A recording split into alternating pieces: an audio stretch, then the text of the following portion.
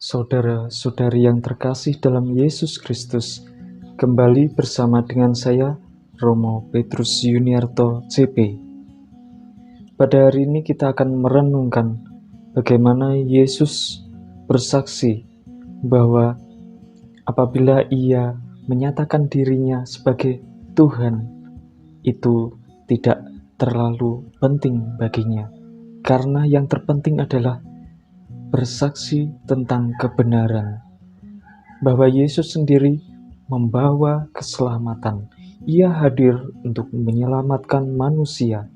Ia hadir sebagai penebus manusia dari dosa-dosa. Maka Bapak Ibu Saudara-saudari yang terkasih dalam Yesus Kristus, kita dipanggil sebagai orang yang beriman, tentu melalui pembaptisan, dan juga menyaksikan karya-karya Yesus, di mana Yesus telah mengajar bagaimana sebagai manusia yang beriman itu melakukan kehendak yang sesuai dengan kehendak Allah itu sendiri. Tujuan dari penyelamatan Yesus bukan untuk memamerkan kekuasaan, bahwa ada kelompok hebat ataupun Ia melakukan sesuatu yang luar biasa, tetapi Ia dengan rendah hati, bahwa Ia menerangi dengan tindakannya, yaitu menderita di salib, bahwa Ia berani mengambil keputusan, di mana Ia sebagai manusia yang rendah hati, Ia menyerahkan dirinya seutuhnya. Tidak ada sesempurna Yesus, orang yang berkata dan melaksanakan segala halnya. Tindakan hidupnya memberi kesaksian bahwa kesaksian Yesus adalah rangkuman sejarah penyelamatan. Namun, sejarah itu tidak berhenti. Yesus yang menderita di salib, memberikan dirinya, disaksikan oleh banyak orang. Ini menunjukkan bahwa Ia sebagai pribadi yang sungguh-sungguh menerima kehendak Allah dan melaksanakannya. Ia sebagai pewarta juga pelaksana sabda itu sendiri.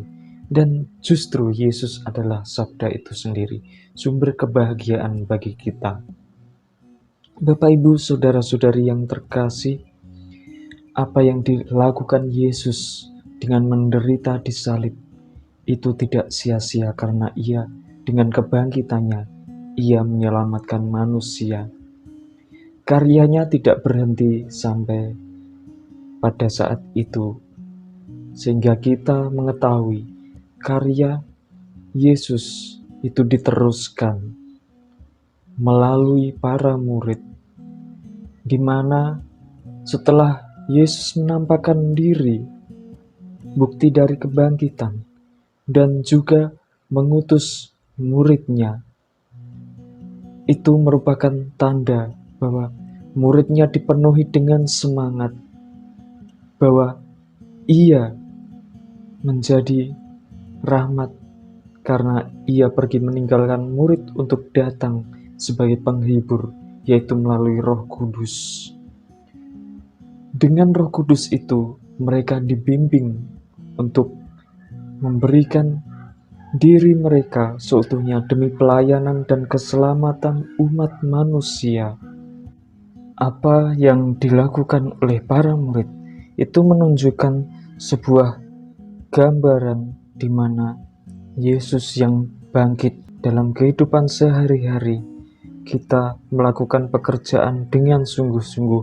Itu bukti bahwa ada rasa syukur, ada rahmat yang diberikan oleh Tuhan yang kita nyatakan dalam kehidupan sehari-hari. Sebagai ungkapan rasa syukur itu, kita melakukan pekerjaannya. Juga sebagai guru, kita melakukan pekerjaan dengan baik, di mana pekerjaan sebagai guru itu memberikan rahmat bagi orang lain, terutama para murid itu dididik untuk lebih pandai dan juga menjadi murid yang penuh kreativitas. Ini merupakan bukti bahwa sebagai guru memberikan kesaksian dengan cara mengajar dengan baik. Semoga Tuhan memberkati. Amin.